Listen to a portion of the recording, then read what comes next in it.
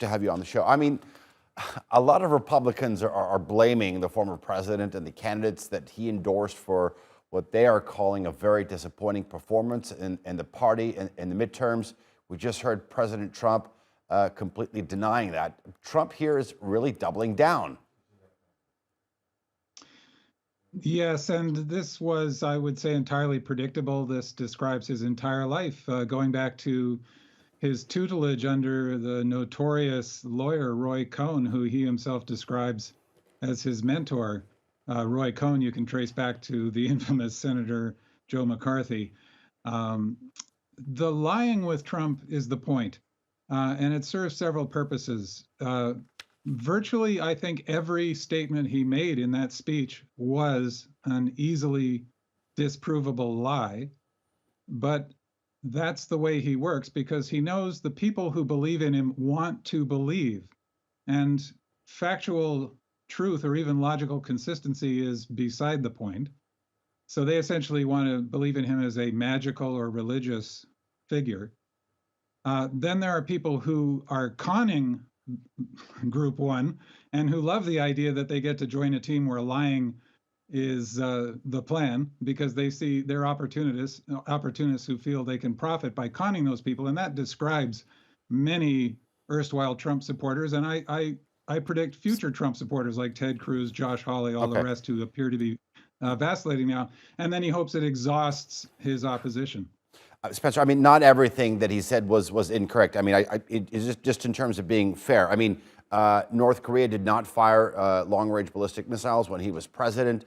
I think both sides would agree that the pullout from Afghanistan was not a great success. They did actually kill the leader of Al-Qaeda.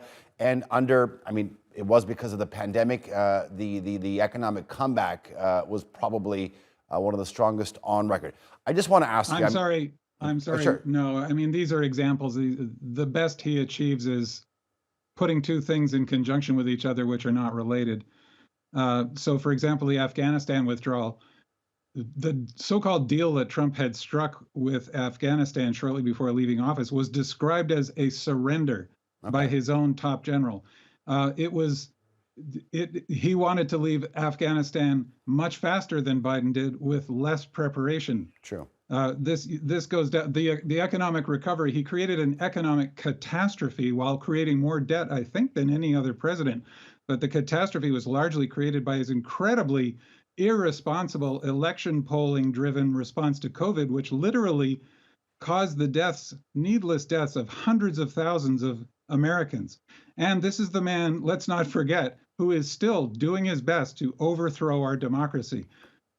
He is beyond unfit for any public office. Okay, Spencer, I know that you're a Democrat, but I want to ask you, I mean, as far as I know, there's been no former president in the modern era that has ever made a successful comeback. I mean, do you think that's even possible, whether it's a Republican or a Democrat, the way that politics is today in the United States of America?